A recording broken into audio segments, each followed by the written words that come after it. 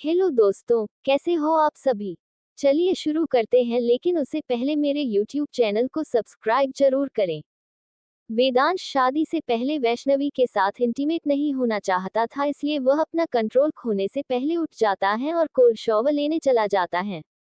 दूसरी तरफ वैष्णवी वेदांश का फोन ढूंढती है और उसमें कुछ करके वेदांश का फोन वापस उसकी जगह पर रख देती है। अब आगे, वैष्णवी अपने फोन से गौतम जी को कॉल करती हैं और एक दो रिंग में ही गौतम जी कॉल उठा लेते हैं।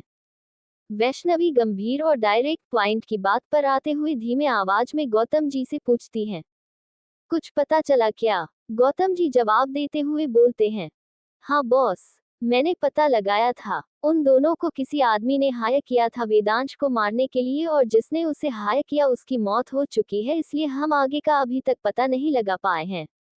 वैष्णवी गंभीर और बॉसी टोन में बोलती है, ठीक है, अपनी इन्वेस्टिगेशन जारी रखो और कुछ भी पता चले तो तुरंत कॉल करना।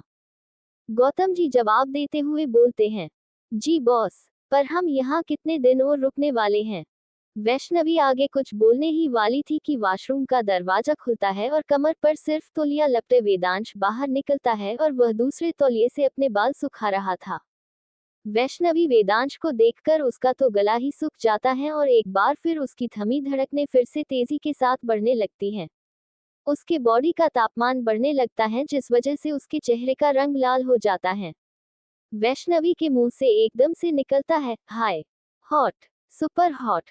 गौतम जो कॉल पर था वह ये सुनकर कंफ्यूज हो जाता है और वैष्णवी को आवाज लगाते हुए बोलता है, बॉस, क्या हुआ। वैष्णवी का अब ध्यान कहाँ गौतम पर था, उसकी आंखें तो वेदांश की हॉट और सेक्सी बॉडी को निहारने में मस्त थी। वेदांश जो नॉर्मली भी हैंडसम दिखता था, लेकिन अभी अभी शॉवर लेकर निकलने की वजह से उसके चौड़े सीने और बदन पर बिखरी छोटी छोटी पानी की बूंदें उसे और भी ज्यादा हैंडसम और अट्रैक्टिव बना रही थी। गर्दन से टपकती हुई पानी की बूंदें वेदांश की लंबी गर्दन को और भी ज्यादा सेक्सी बना रही थी। वैष्णवी का तो मन कर रहा था कि अभी जाए और उसके सीने से लिपट जाए, उसकी गर्दन से टपकने वाली बूंदों को वहीं अपने होठों से रोक दे। सबसे ज्यादा तो सेक्सी तो वेदांश के सिक्स पैक एब्स है जो वैष्णवी को अपनी ओर आकर्षित कर रहे थे, उसकी सिक्स पैक बॉडी का तो कहना ही क्या।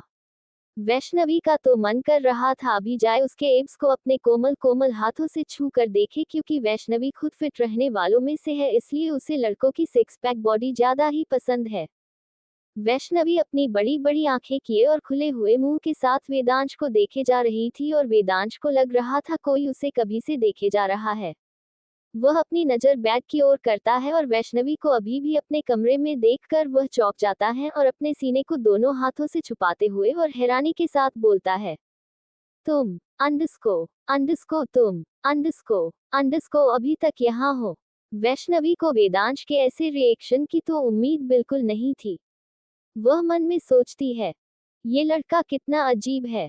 थोड़ी देर पहले तो रोमांटिक हो रहा था और अब ऐसे एक्सप्रेशन दे रहा है जैसे कोई भूत देख लिया हो। और एक तो ना जाने इसको देख मुझे इतनी गर्मी क्यों हो रही है।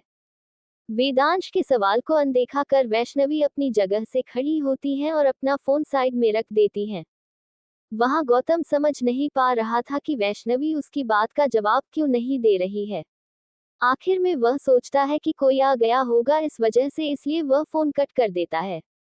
वैष्णवी अपनी साड़ी संभालते हुए धीरे धीरे वेदांश की ओर बढ़ जाती है और वेदांश वैष्णवी को अपने करीब आते देख वह धीरे धीरे पीछे होने लगता है और ये देख वैष्णवी के चेहरे पर एक नोटी सी मुस्कुराहट खिल उठती है।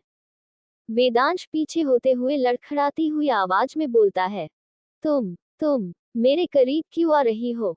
कहीं मेरी इज्जत लूटने का तो इरादा नहीं है ना। इतने में वह पीछे सोफे से टकरा जाता है और सोफे पर गिर जाता है। वैष्णवी तो वेदांश के मुंह से ये बात सुनकर उसकी हंसी ही छूट जाती है और वह हंसते हुए और अपना एक आईब्रो ऊपर करते हुए और वेदांश का मजाक बनाते हुए बोलती है, क्या तुम्हें नहीं लगता ये डायलॉग मेरा होना चाहिए, क्योंकि लड़की मैं हूँ और तुम लड़के हो, और इस कमरे में हम दोनों अकेले भी है, मेरे भोलू। और वेदांश के करीब जाकर उसके हाथ से टॉवल ले लेती है और वेदांश के बालों को सुखाने लगती है। वेदांश के पास वैष्णवी के इस बात का कोई जवाब भी नहीं था, क्योंकि वैष्णवी आखिर कह तो सच रही थी। वैष्णवी के मुंह से भोलू सुन उसे बहुत ही अच्छा लगता है और उसके दिल में घंटियां बजने लगती हैं। वह प्यार से वैष्णवी की आंखों में देखने लगता है पर कोई जवाब नहीं देता। वेदांश को वैष्णवी का यूं उसके करीब आकर उसके बाल सुखाना ना जाने क्यों अच्छा लग रहा था।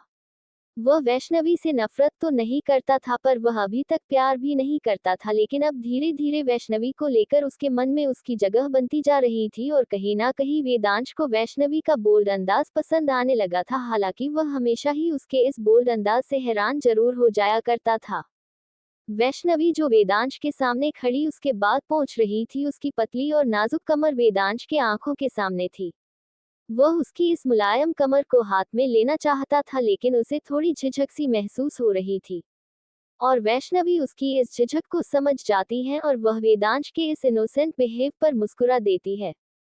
वैष्णवी मन में खुद से बोलती है, अभी वेदांश की जगह कोई और लड़का होता तो अब तक उसका फायदा उठा लेता, लेकिन वेदांश ने ऐसा बिल्कुल भी नहीं किया। तभी ये सबसे अलग है और यूनिक भी। मेरे लिए एकदम परफेक्ट। वैष्णवी वेदांश का हाथ पकड़ अपनी कमर पर रख देती है और ये देखकर वेदांश हैरान हो जाता है और मन में सोचता है, इसको आखिर कैसे पता चला कि मुझे इसकी कमर को छूने का मन कर रहा था। नीचे हॉल में किशोर और केशवी जी बैठे चाय पी रहे थे। तभी चाचा और चाची सीढ़ियां उतरते हुए नीचे आते हैं और सोफे पर बैठते हुए चाचा सवाल करते हुए बोलते हैं, भैया आपने बुलाया? किशोर जी अपना कप नीचे रखते हुए सीरियस आवाज में बोलते हैं, हाँ कुछ जरूरी बात करनी थी। आखिर ऐसी क्या जरूरी बात है जो किशोर जी करना चाहते हैं? क्या वैष्णवी वेदांश के हमलावर का पता लगा पाएगी? क्या वैष्णवी और वेदांश को प्यार होने लगा है? चलिए जल्दी से बताएं कौन ज्यादा पसंद आया आपको। इन सभी सवालों का जवाब जानने के लिए बने रहे हमारे साथ इस कहानी में, और कहानी पसंद आए तो जरूर लाइक करें और कमेंट भी, और ये कहानी अपने दोस्तों के साथ भी जरूर शेयर करें। धन्यवाद।